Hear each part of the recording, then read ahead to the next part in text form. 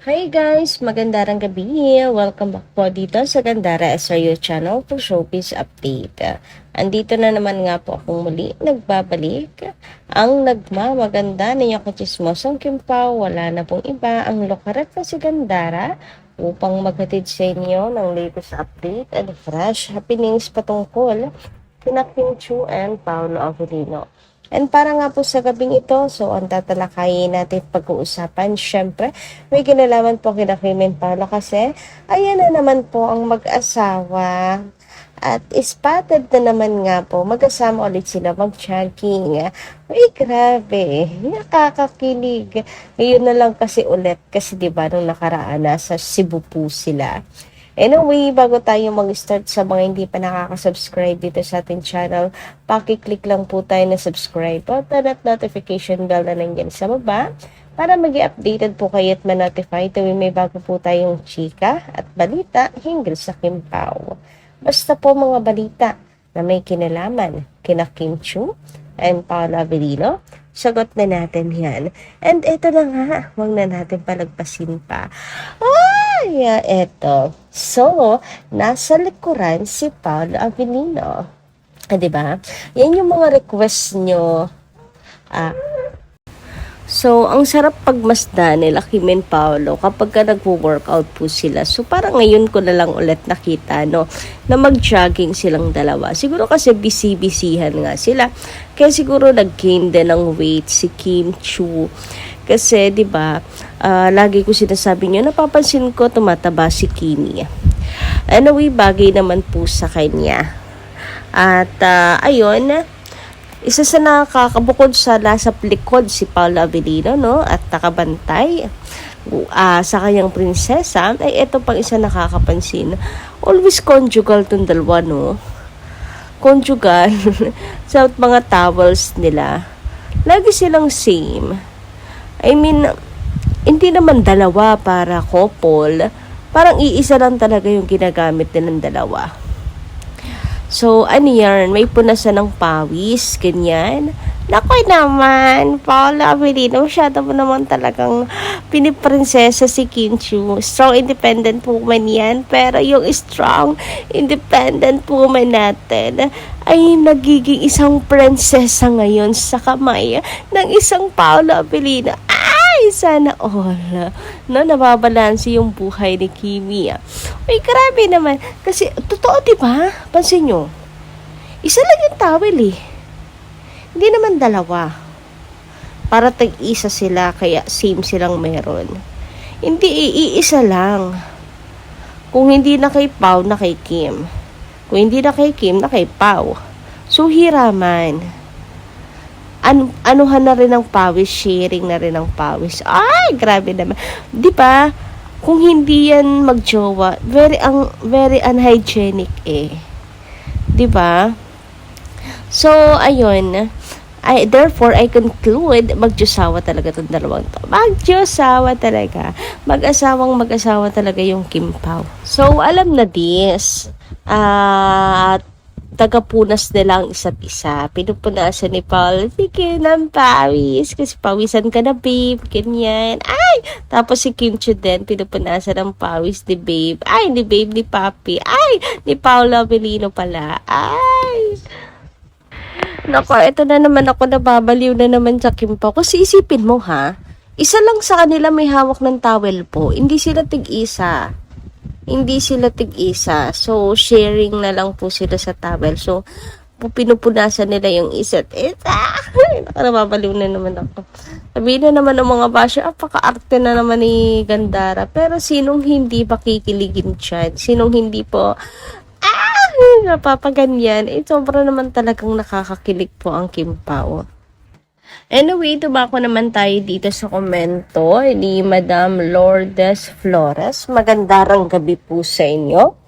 So, ayan, sabi niya, "My dear Gandara, as I had said previously that the Kim Pao tandem is a very strong unification between two lovebirds destined by our dear Lord God, and that nobody can destroy their sincerity and humbleness.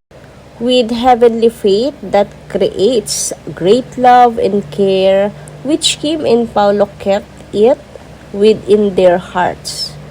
For me, and I hope everybody of the Kim Pao World fans will agree that they are already destined to be together forever. Lahat naman po ata, wala naman po atang magdi-disagree dyan.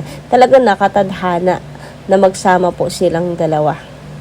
Even if I had not seen them personally, but by just looking directly how they look to each other's eyes, I had seen a genuine love that sparkle in their both eyes. Ang ganda naman nun, Madam Lourdes.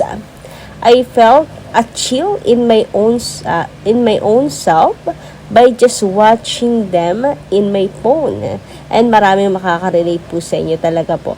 Nakakapagpa-chill nga talaga po ang Kim Pao, nakakatanggal ang stress and happiness po talaga, happy feel sila Kim and Paolo.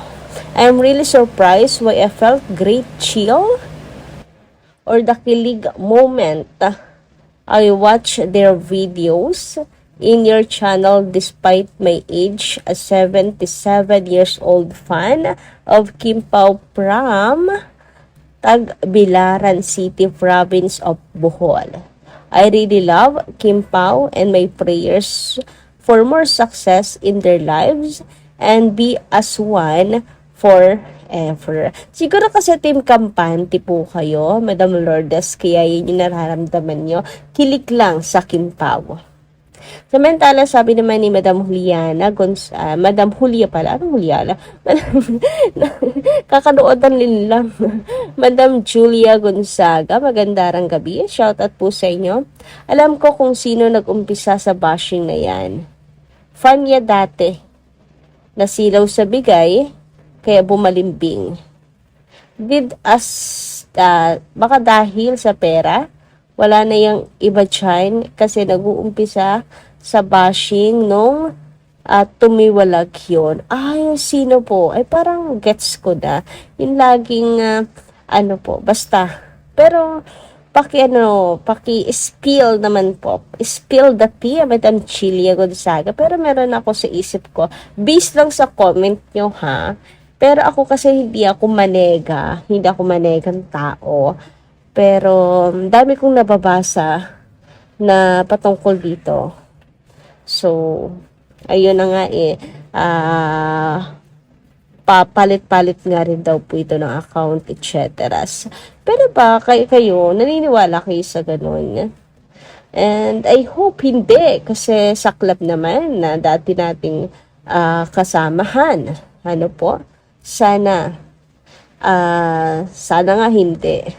Anyway, hayaan na natin. Sino man po ang pasimuno niyan, alam naman po natin na mga taong wala pong ibang ginawa kundi manira ng kapwa, ay may balik po yan sa kanila. So, yun na lang intayin natin, wag na tayo yung magbalik sa kanila.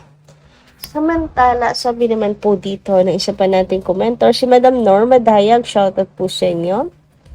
Gandara, hopefully, kasi even na magpakasal na sila, still, we will support them.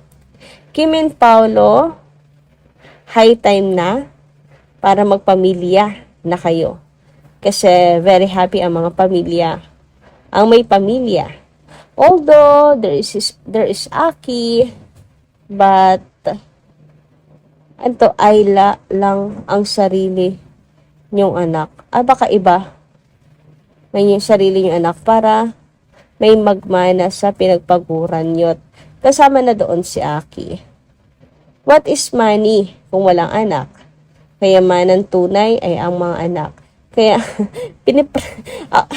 habang binabasa ko, ako yung nape-pressure para kay Kim and Paolo. Kaya Kim and Paolo, eto, magsimba si Mama Norma to pray for you both. So with your families para ma-enjoy pa ninyong pagpapalaki sa anak nyo. God bless you both. So with your legit vloggers, fans, and senior citizens worldwide, let's not be too in a hurry for their affirmation regarding the relationship nila. In fact, all their action and movies is already a big affirmation na sila na. So, yun lang muna guys ng ating update. Thank you so much sa inyong pakikinig. Kita-kits po tayo sa susunod ko pang chika. Marami po salamat.